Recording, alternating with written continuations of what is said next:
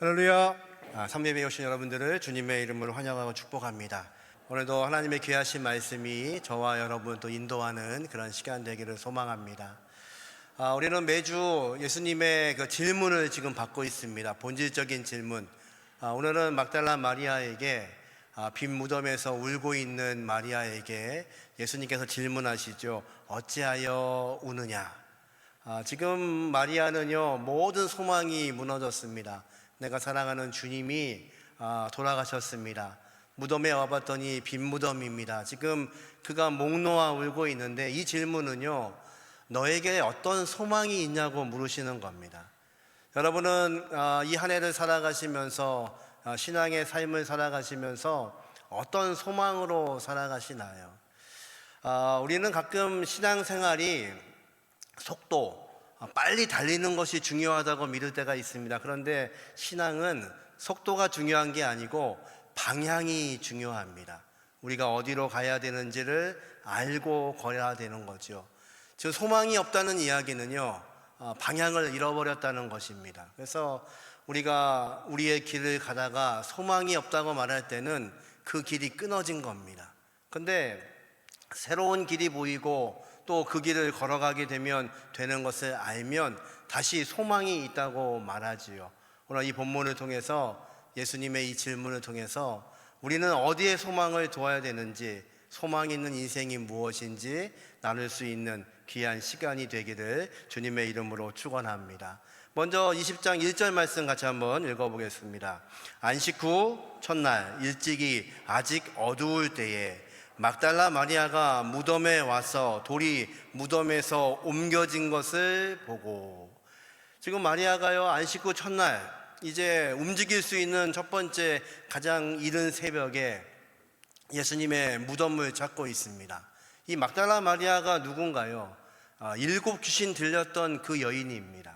다른 복음서에는 여러 여인들이 함께 움직였는데 요한복음에는 특별히 이 막달라 마리아를 주목해서 기록을 하고 있는 겁니다. 성경에는요, 귀신 들린 사람들의 이야기가 종종 나오죠. 대표적인 사람이 거라사 광인입니다. 이 사람은요, 얼마나 귀신 들려서 힘이 강한지 사람들이 제어할 수가 없었습니다. 그래서 쇠줄로 묶어 놓아도 그것을 푸는 사람입니다. 밤낮으로 무덤과 무덤 사이에서 소리를 지르고 또 자신의 몸을 자학하면서 피를 흘리며 그렇게 소리 지르는 사람입니다. 그러니까 귀신 들렸다는 것은 무엇이냐면요, 내 인격과 내 자아는 사라지고 귀신이 통제함으로 인하여서 내 인생에 소망이 끊어진 사람들을 말합니다.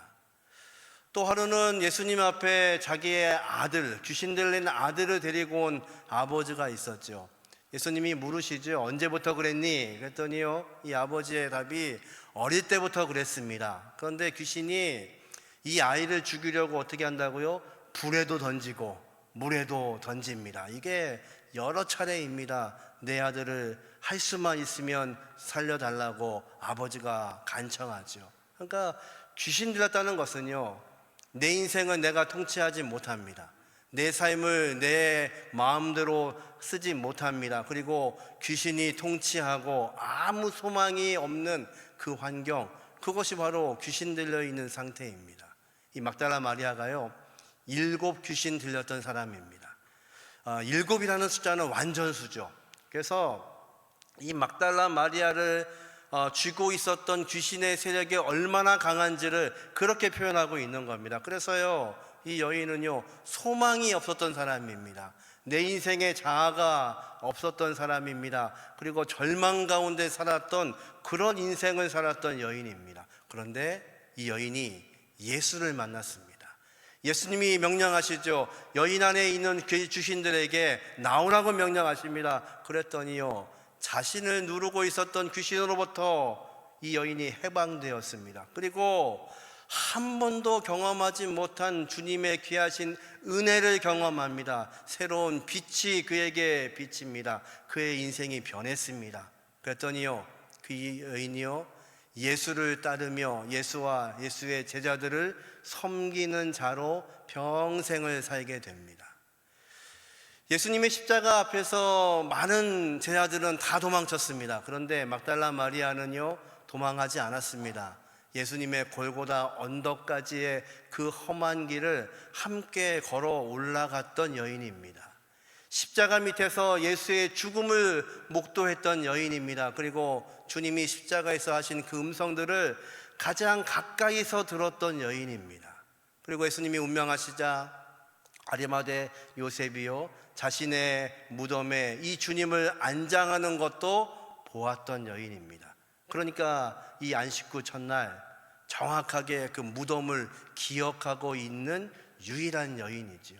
지금 막달라 마리아는요, 모든 소망이 끊어졌습니다. 그 여인의 소망은 무엇인가요? 내 인생을 바꾸셨던 그 주님, 아무 소망이 없던 나에게 빛을 보여주셨던 그 주님, 그래서 주님과 함께하는 것이 너무 행복하고 즐거워서 내 생을 다해서 주님을 따르고 있었는데 이 주님이 십자가에서 죽으신 겁니다. 그래서 지금 무덤을 향해서 가고 있는 이 여인의 마음은요, 아주 무겁고 절망적이고 눈물이 끊임없이 나오고 있습니다. 그래서 이 여인은요, 이 무덤 앞에서 그 돌아가신 주님을 어떻게라도 생각해 보려고 이 이른 아침에, 아직 해도 뜨지 않은 그 아침에 주님을 찾고 있는 겁니다. 이 여인에게 지금 어떤 문제가 있나요? 여전히 주님이 보이지 않으시는 겁니다. 그런데요, 무덤에 갔더니 어떤 일이 벌어졌나요? 무덤이 비어 있습니다. 주님의 시체가 없습니다. 이제 제자들에게요, 이 소식을 알립니다. 그랬더니요, 제자들이 단박에 뛰어왔습니다. 그리고 무덤을 확인하는데 여전히 주님의 시체는 찾지 못합니다. 지금 제자들과 막달라 마리아, 지금 어떤 것을 놓치고 있나요? 성경은 그들이 지금 무엇을 놓치고 있는지를 설명합니다. 9절과 10절 말씀 같이 한번 읽어보죠. 그들은 성경에 그가 죽은 자 가운데서 다시 살아나야 하리라 하신 말씀을 아직 알지 못하더라. 이에 두 제자가 자기들의 집으로 돌아가니라.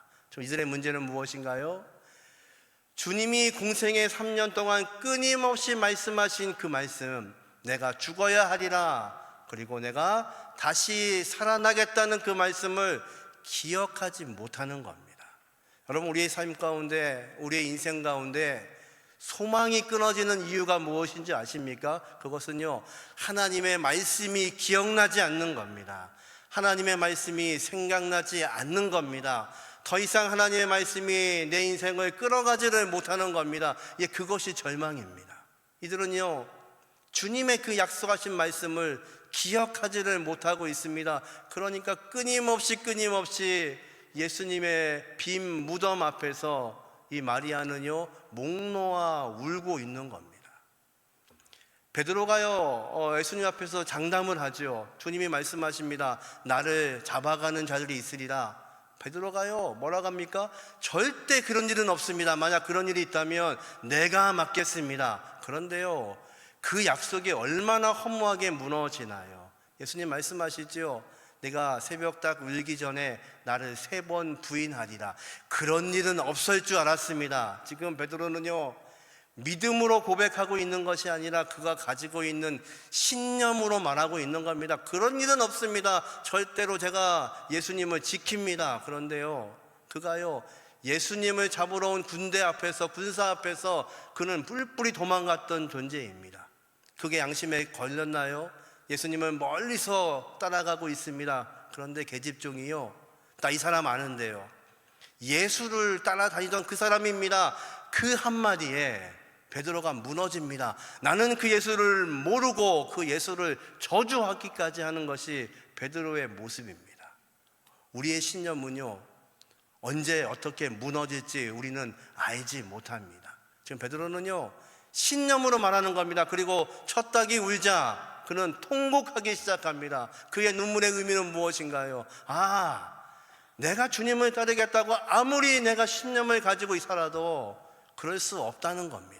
그리고 그 주님이 돌아가시면 더 이상 내 인생에 할 수 있는 것이 아무것도 없다는 것, 그거를 깨닫는 것입니다. 지금 마리아가 왜 울고 있나요? 주님이 돌아가셨습니다. 내 인생의 목적이 되시는 그분이 돌아가셨습니다. 그러니까요, 아무것도 할 수 없어서 눈물 흘리며 통곡하고 있는 겁니다. 어떤 사람이 변할 수 있을까요? 사울이요, 예수를 믿는 사람을 잡아 죽이려고 다메섹에 가다가 부활하신 주님을 만났습니다. 그랬더니요, 사울의 인생이 완전히 변했습니다. 그래서 그 주님을 향하여서 내 인생을 바치겠다고 그가 작정을 합니다. 그리고 이제 예수를 믿는 모든 사람들에게 이렇게 말씀하죠. 고린도전서 15장 19절입니다. 같이 한번 읽어보죠. 만일 그리스도 안에서 우리가 바라는 것이 다만 이 세상의 삶뿐이면 모든 사람 가운데 우리가 더욱 불쌍한 자니라. 아멘. 바울은 뭐라고 고백하나요?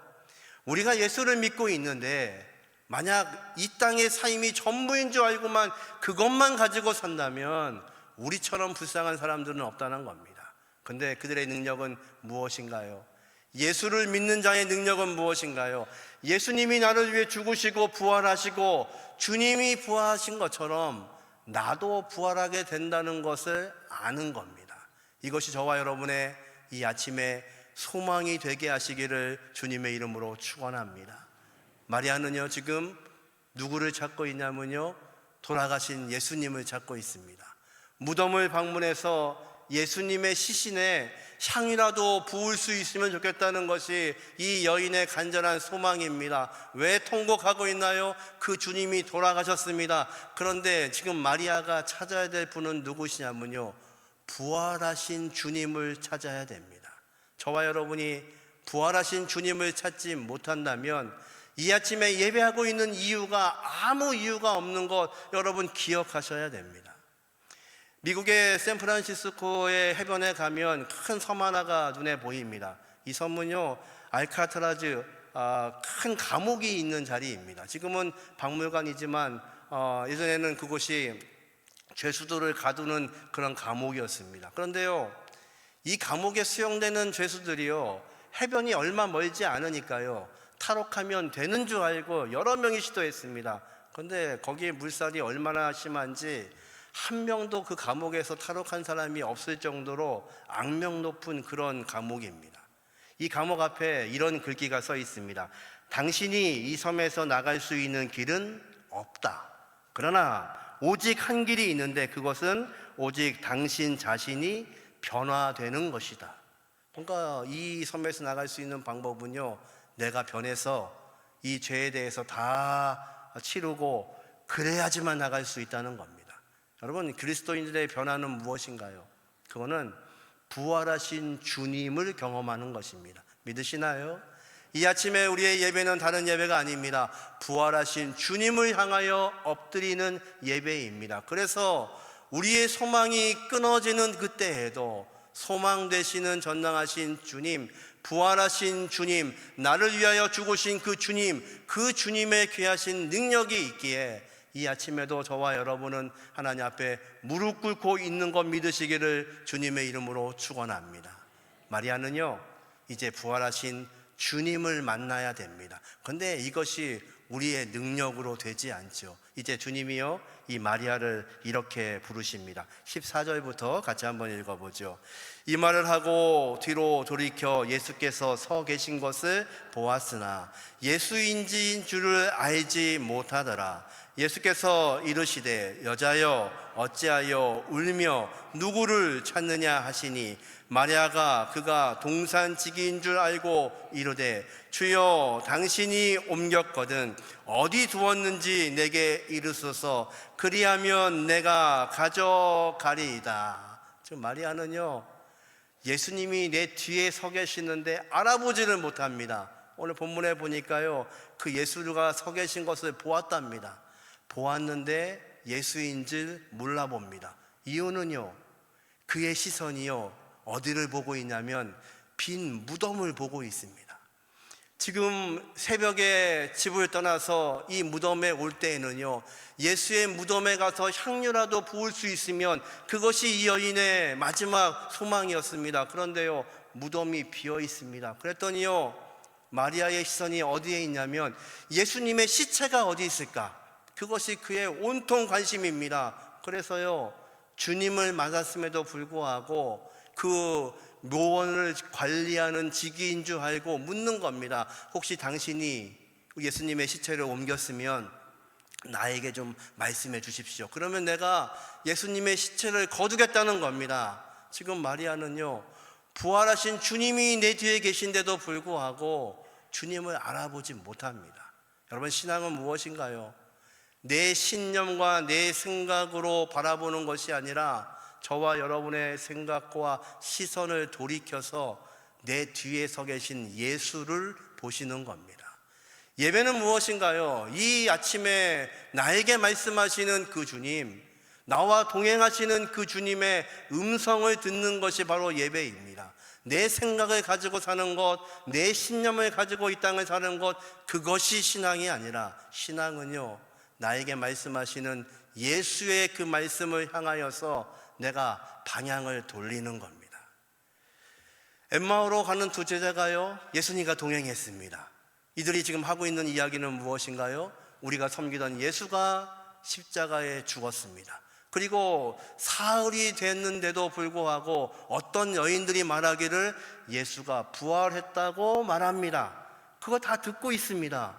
그런데요, 부활하신 주님을 찾을 수가 없습니다. 그러니까 그들은 어떻게 하냐면요, 엠마오, 내 고향으로 돌아가고 있는 겁니다. 주님과 함께 했던 그 긴 시간을 뒤로하고 이제 절망 가운데서 그들이 그들의 인생의 길을 가고 있는 겁니다. 방향이 잘못됐지요. 근데 놀라운 것은 그 제자들과 함께 주님이 함께 걸어가고 계시는 겁니다. 주님이 말씀하시는데요, 그들의 마음이 뜨거워지기 시작합니다. 날이 저물었으니까 우리 같이 들어가서 식사하십시다. 그리고 함께 말씀 좀 더 해주십시오. 그리고요, 예수님이 떡을 떼시는 그 순간에 주님이신 것을 알았습니다. 그랬더니요, 그 제자들은 어떻게 했나요? 다시 돌이켜서 예루살렘을 향하여 올라가기 시작합니다. 그리고 그들이 말하죠.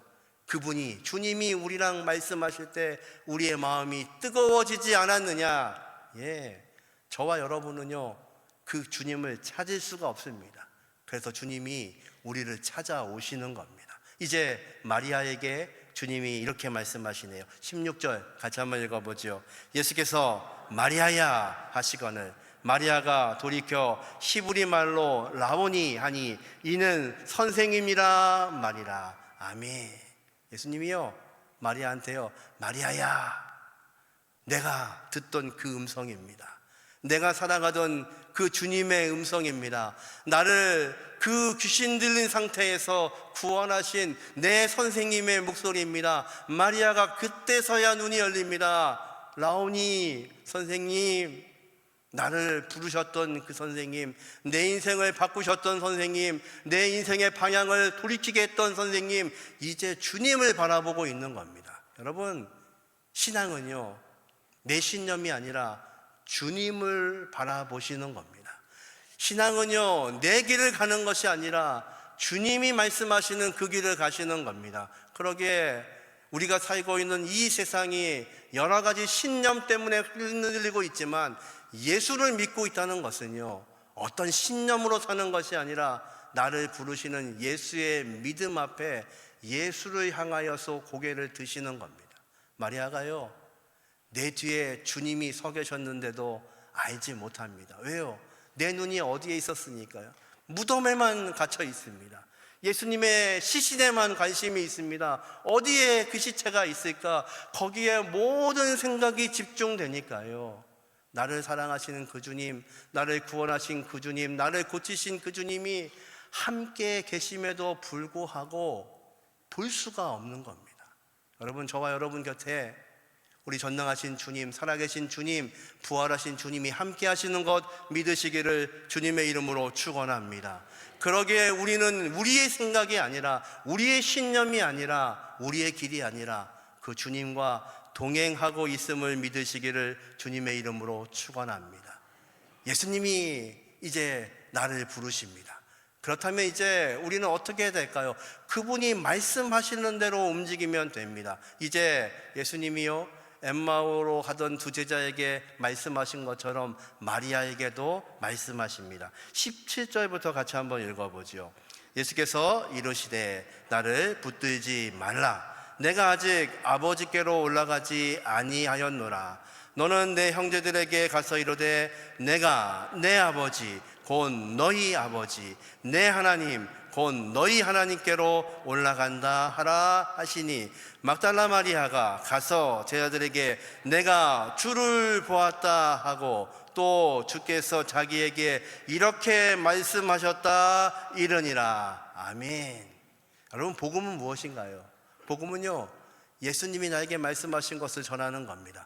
예수님이 나에게 말씀하셨다. 내가 주님 살아나신 것을 보았다. 내가 그분의 증인이다. 이렇게 이야기하는 거죠. 예수님을 얼마나 반가웠는지 마리아가요, 예수님의 발을 붙잡습니다. 그랬더니 예수님이요, 나 붙잡지 마, 이렇게 말씀합니다. 이거는 손절하자는 의미가 아니고요, 이런 겁니다. 지금 마리아의 시선을 지금 따라오고 있습니다. 기억나시나요? 아직도 캄캄한 새벽에, 안식구 첫날, 아무도 아직 움직이지 않는 그 새벽에 예수님의 무덤을 향해서 마리아가 가고 있습니다. 그의 소망은 무엇인가요? 마지막 예수님에게 향유라도 부을 수 있다면, 이것이 마리아의 소원이었습니다. 지금 온통 절망 중입니다. 그런데 무덤에 갔더니 무덤 문이 열려 있습니다. 무덤이 비어 있습니다. 이제 마리아의 시선은요, 내 이 주님 예수님의 시체가 어디 있을까? 그는 온통 온 마음을 다합니다. 그런데요, 주님이 그를 부르십니다. 그때까지 주님이 살아나신 것을 몰랐지요. 이제 부활하신 주님을 향하여 그의 시선이 고정됩니다. 그런데 주님은요, 나 이제 붙잡지 마, 이렇게 말씀하십니다. 이 말씀은요, 이제 붙잡지 말고 내가 너에게 명령할 것이 있다는 것입니다. 여러분, 예수를 믿는다는 것은요, 우리의 시선이 주님께 향하면 주님이 나에게 명령하시는 것, 그것을 순종하는 삶으로 바뀌는 겁니다. 이제 예수님은요, 내 제자들에게 가서 이 모든 이야기를 해줘. 나의 아버지, 너희들의 아버지, 나의 하나님, 너희들의 하나님이 말씀하신 그것, 그리고 내가 누누이 했던 그 약속의 말씀, 내 제자들에게 가서 전하라고 말씀하십니다. 여러분, 이것이 은혜입니다. 저와 여러분이 무엇인데 주님이요, 이 사명을 우리에게 허락해 주셨습니다. 여러분, 이 본문 뒤에 얘기를 아시죠? 마리아가 가서 이야기해도요, 제 아들은 믿지를 않았습니다. 왜 믿을 수가 없나요? 내 눈으로 보지 못했으니까요. 그런데 어떻게 마리아에게 왜 이 사명을 허락하시는 겁니까? 이유는 간단합니다. 믿음이 없는 그 제자들에게 주님이 오셔서 이제 보이실 겁니다. 그 모든 제자들에게 보이십니다. 그 자리에 도마가 없었죠. 도마가 또 똑같은 말을 합니다. 내가 보지 못해서 믿지를 못합니다. 이제 도마가 있는 날 또 나타나십니다. 그리고 도마에게 말씀하시죠.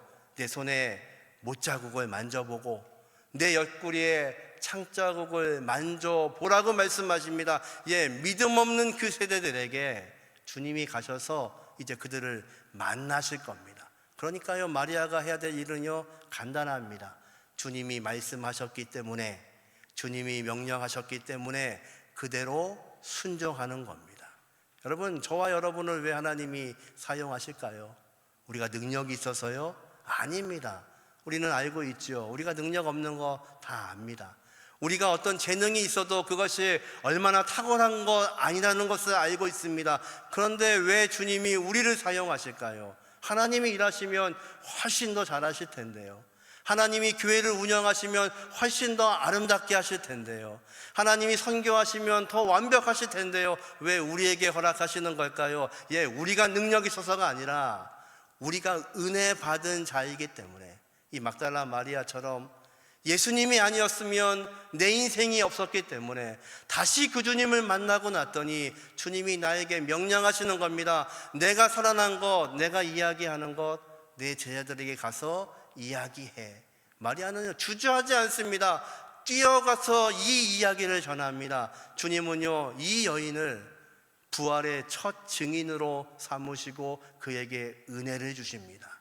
여러분, 저와 여러분에게 교회를 맡기시고 우리의 삶을 맡기시고 우리의 가정을 맡기시고 우리의 직장을 맡기시는 것은 우리가 능력이 있어서가 아닙니다. 능력 있다고 생각하니까 자꾸만 좌절하는 겁니다. 내가 할 수 있다고 믿기 때문에 자꾸 넘어지면 감당하지는 못하는 겁니다. 아니요, 우리는요 능력이 없는 자들입니다. 그런데 주님이 우리에게 말씀하신 겁니다. 말씀하시니까 우리는요 그것에 순종하는 겁니다. 그러면 누가 일하시나요? 전능하신 하나님이, 전능하신 주님이 일하시는 것 믿으시기를 주님의 이름으로 축원합니다. 이것이 저와 여러분의 간절한 믿음이 되기를 주님의 이름으로 축원합니다. TV에 가끔 그런 프로가 있죠. 동행이라는 프로를 보면요, 우리의 주변에서 어렵고 힘든 사람들의 이야기가 나옵니다. 그거 보고 있으면요 눈물이 나고 참 감당할 수 없는 그런 가정들이 나오죠. 근데 그것을 자꾸 보는 이유가 있습니다. 그 뒷부분에는요, 여러분 보신 분은 아시죠? 많은 사람들이 어떻게 도와서 그 가정이 잘 회복되는지를 보여줍니다. 어제도 그 프로를 보고 있는데요, 그 프로에 자주 나오시는 분이에요. 뭐 하시는 분이냐면 화장실을 고치시는 그런 기술이 있는 분인데요, 이분이요 매 회마다 나오십니다. 그랬더니 PD가요 어제는 얘기하더라고요. 또 오셨네요. 그분이 그러세요. 일도 별로 없고 그런데 꼭 와야 된다는 겁니다. 나보다 어려우니까, 나이가 갖고 있는 기술은 이거밖에 없으니까 이거라도 섬길 수 있으면 얼마나 감사한지 모르겠다고. 저와 여러분의 하나님이 왜 사용하실까요? 별로 달란트도 없고 재능도 없는 것 같은데. 아니요, 하나님은 그렇게 하나님의 사람을 통하여서 이 땅이 하나님의 나라가 되기를 소망하시는 겁니다. 여러분, 그렇게 많은 어려운 사람들이 많은데 어떻게 그들을 다 돌볼 수 있을까요? 간단합니다. 하나님의 백성들에게 주신 우리의 귀한 달란트들을 나누면 됩니다. 그러면 하나님은요 저와 여러분을 통해서 이 땅이 하나님의 나라가 되게 하시는 은혜를 보여주십니다. 막달라 마리아, 귀신 들렸던 사람입니다. 소망이 없었던 여인입니다. 예수를 만나고 새로운 인생을 삽니다. 주님이 그런데 돌아가셨습니다. 모든 것이 다 무너진 것 같습니다. 그런데 그 여인에게 부활하신 주님이 다시 말씀하시는 겁니다. 마리아야, 왜 울고 있느냐? 우리의 눈물에 대해서 말씀하십니다. 성경의 계시록 21장에는요 하나님의 마지막 그 나라가 어떤 나라인지를 이렇게 말씀하시죠. 모든 눈물을 그 눈에서 닦아주시니 다시는 사망이 없고 애통하는 것이나 곡하는 것이나 아픈 것이 다시 있지 아니하리니 처음 것들이 다 지나갔음이더라. 아멘. 하나님의 나라는 어떤 곳이냐면요, 우리의 눈물을 닦아주시는 곳입니다. 우리의 약함을 하나님이 아시는 분이십니다. 그래서 하나님의 나라는요 고통도 눈물도 외로움도 넘어짐도 없는 곳이라고 우리에게 말씀하십니다. 저와 여러분을 통해서 저와 여러분에게 허락하신 귀한 달란트가 이 하나님의 귀하신 나라를 세우게 하시는 놀라운 은혜가 있기를 주님의 이름으로 축원합니다. 오늘도 우리에게 질문하십니다. 왜 우느냐?